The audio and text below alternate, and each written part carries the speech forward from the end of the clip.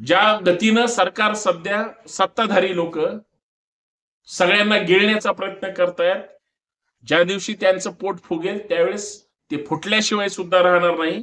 हे उद्याचं राजकारण असेल, लिहून ठेवा. गुलामाला गुलामीची जाणीव करून दिल्याशिवाय तो पेटून उठत नाही. ज्यावेळेस त्याला त्याची गुलामी लक्षात येते, तो व्यवस्थेच्या विरोधात लढण्याचा प्रयत्न करतो. सत्ताधारी कुठल्या विचारधारेचे आहेत आणि विरोधक कुठल्या विचारधारेचे आहेत गरजच नाही. आज सगळं कॉकटेल राजकारण झालंय.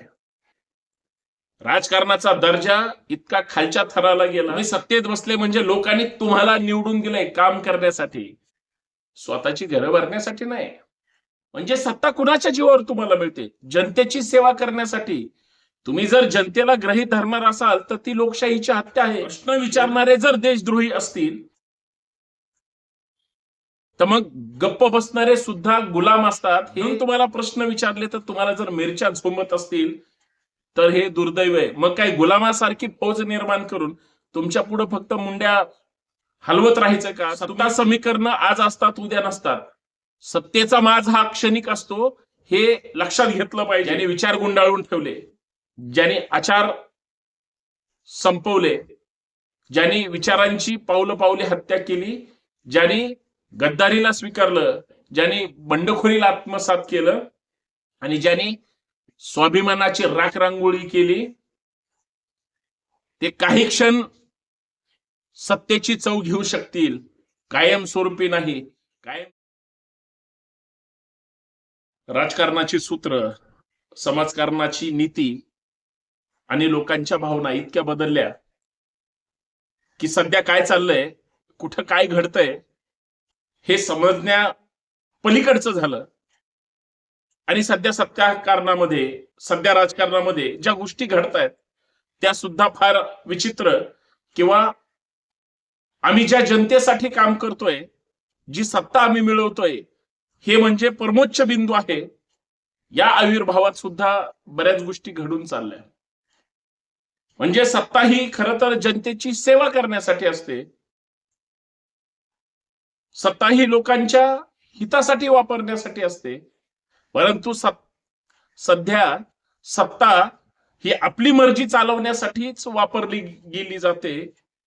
या पद्धतीचं सध्याचं समाजकारण, राजकारण जर इतक्या टोकाला जात असेल तर विचार करायला लागणारी गोष्ट आहे. कारण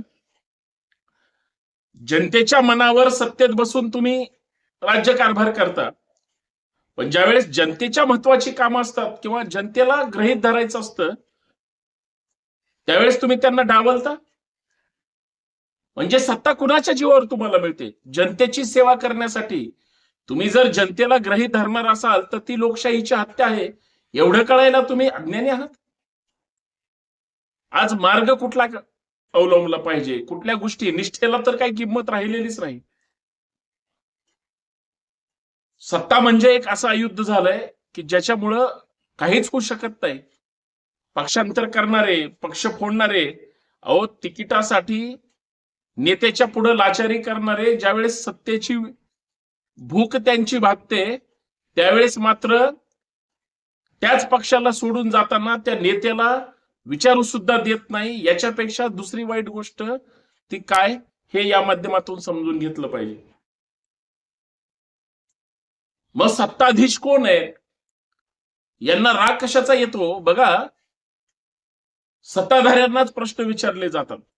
प्रश्न विचारणारे जर देशद्रोही असतील तर मग गप्प बसणारे सुद्धा गुलाम असतात. हे समजून घेण्याची गोष्ट आता लक्षात आली पाहिजे. कारण चिकित्सा करणारे, व्यवस्थेच्या विरोधात लढणारे किंवा या त्या सगळ्या गोष्टीबद्दल आपली भूमिका मांडणारी लोक ज्यावेळेस तुम्ही निर्डावलेले आहात, तुम्ही त्या ताकदीचे राहिलेले नाही, तुम्ही लोकांच्या हिताचा विचार करत नाही, म्हणून तुम्हाला प्रश्न विचारले तर तुम्हाला जर मिरच्या झोमत असतील तर हे दुर्दैव आहे. मग काय गुलामासारखी फौज निर्माण करून तुमच्या पुढे फक्त मुंड्या हलवत राहायचं का? तुम्ही मम म्हणलं की सगळ्यांनी मम म्हणायचं का? याचा सुद्धा विचार होणं गरजेचं आहे. कारण सत्ता समीकरण आज असतात उद्या नसतात. सत्तेचा माज हा क्षणिक असतो, हे लक्षात घेतलं पाहिजे. कारण जनता जर संतप्त झाली तर तुम्हाला तुमची अवकात दाखवल्याशिवाय सुद्धा राहत नाही. तुम्ही पैशाच्या जोरावर निवडणुका लढता किंवा निवडणुकीसाठी पैशाचा वापर करता म्हणून सत्तेत बसता. जनतेने तुम्हाला नाही गृहीत धरलं, तुमच्याकडून सगळं घेतलं आणि नाही तुम्हाला दिलं, कशाचा माज कराल तुम्ही? तुमची हिंमत काय माज करण्याची? या सुद्धा गोष्टीचा विचार झाला पाहिजे. आणि मग काम करायचं नाही, नुसत्या खोट्या जाहिराती करायच्या. खोट्या जाहिराती करून तुम्ही लोकांची दिशाभूल करू शकता. खोट्या जाहिराती करून तुम्ही सत्ता सुद्धा मिळवू शकता. पण सत्य लपवता येणार आहे का? काल परवा एखादी योजना काढली आणि लोकांना भोलतापांना बळी पाडलं आणि सत्तेत बसला आणि लोकांना तुमचं वास्तव कळालं. लोक तुम्हाला सोडणार आहेत का? खोटारडे म्हणून तर राजकारण्यांवर शिक्का पहिलाच आहे. फसवणाऱ्या लोकांच्या यादीमध्ये पुढाऱ्यांचं नाव पहिल्यांदा असतं. मग या सगळ्या गोष्टी जर जाहिरातीवरच अवलंबून असताल तर तुम्हाला मिळेल सुद्धा, पण तुम्ही सत्यापुढं तुमची मान सुद्धा उंचवू शकणार नाही, हे लक्षात घ्या. आणि एक गोष्ट लक्षात घ्या, स्वाभिमानी माणसं फार चिवट असतात. स्वाभिमानी माणसं हे लढण्यासाठी जगतात. स्वाभिमानी माणसं हे लोकांच्या हितासाठी संघर्ष करतात. संतोष शिंदेचा जर विचार केला किंवा माझ्यासारखे हजारो बोलणारी लोक जर असतील जी मोकळ्या मनाची आहेत, आमची कुणाचीही दुश्मनी नाही. सत्ताधारी आज जे असतील ते उद्या विरोधात असतील, आज जे विरोधात आहेत ते उद्या सत्तेत असतील. आपण बोलण्याचं सोडणार आहे का? पण एक गोष्ट लक्षात घ्या, आम्ही सत्तेसाठी झुकणारे नाहीत. आम्ही ताठमानेनं प्रश्न विचारणारे आहोत, कारण आमच्या रक्तातच स्वाभिमान इतका ठासून भरलेला आहे. लढणाऱ्यांच्या अवलादी आहोत, शेपूट घालणाऱ्यांच्या किंवा शेपटी हलून लाळ घोटेपणा करणाऱ्यांच्या नाही. आज सत्ता समीकरणं फक्त लाचारांची असतील तर स्वाभिमानी माणसं हे लढतायत हे विसरून चालणार नाही. आणि नेहमी जनतेचा आवाज दाबण्याचा प्रयत्न होतो. जनतेचा आवाज दाबला म्हणजे प्रश्न सुटतात असं जर सरकारला वाटत असेल, हे दुर्दैव कशाचं आहे? कारण जनतेचा आवाज दाबण्याचा नेहमी प्रयत्न होतो, पण ती लोकशाहीची हत्या आहे हे पण विसरून चालणार नाही. हे गृहीत धरणं फार गरजेचं आहे, लक्षात घेणं फार गरजेचं आहे, विचार करणं फार गरजेचं आहे. कारण आजपर्यंत प्रत्येक गोष्टी सत्ताधाऱ्यांच्या असो किंवा विरोधकांच्या असो, बघा बारकाईनं लक्षात घ्या, सत्ता मिळवण्यासाठी पैशाचा पाऊस पाडला जातो आणि सत्तेत आल्यानंतर जो पाऊस पडलाय तो सगळा वसूल करण्यासाठी प्रयत्न होतो. मग भ्रष्टाचार केला जातो, लूट केली जाते, लोकांना भुलतापांना बळी पाडलं जातं, सगळं वरबडून खाल्लं जातं. ज्यावेळेस भ्रष्टाचाराचं रूप अत्यंत भयानक होतं त्यावेळेस भ्रष्टाचारावर बोलणारी ताकदीची माणसं सुद्धा पुढे येतात. पण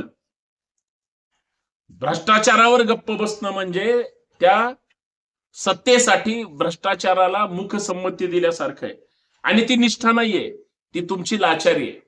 आणि लाचारीमध्ये तुम्ही त्या भ्रष्टाचाराच्या त्या गुन्ह्याचे भागीदार होता हे वेगळं सांगायची गरज नाही. आणि हे अंतिम सत्य आहे, हे विसरून सुद्धा चालणार नाही.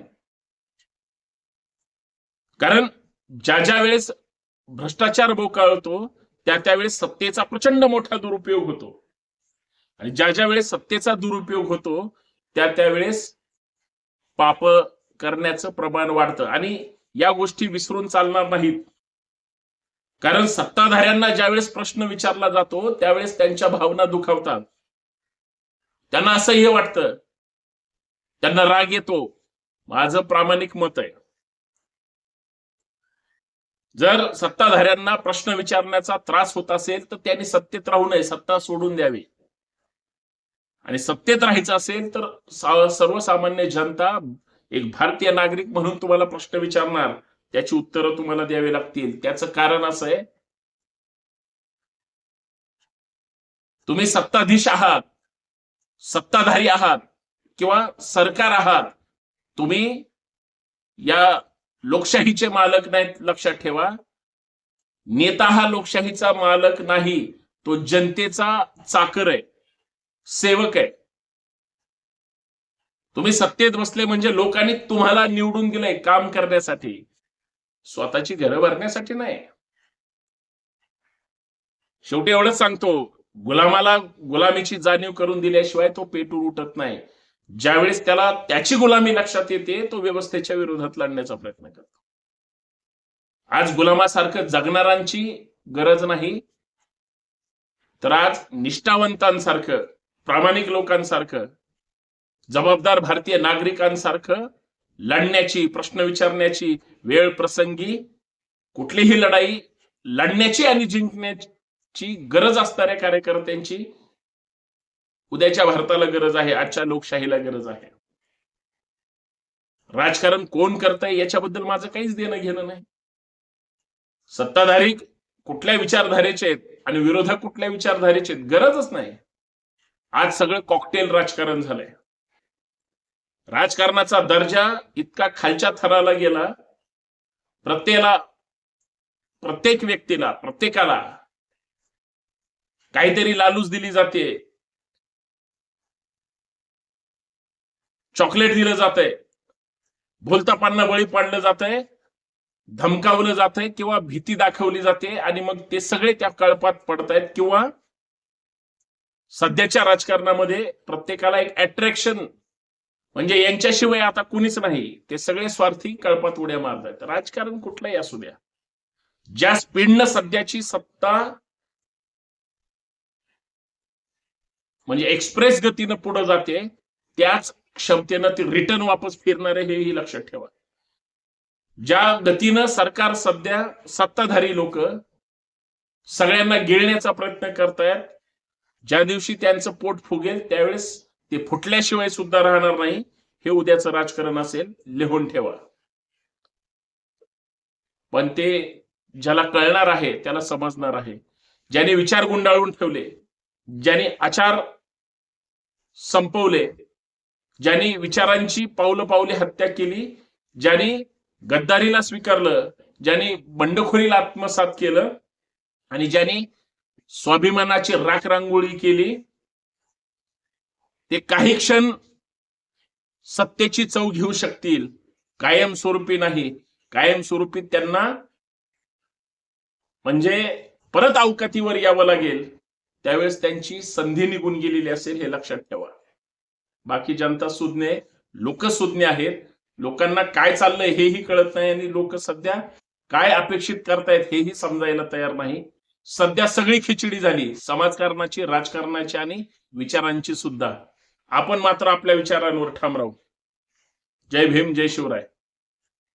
जय शिवराय. धन्यवाद.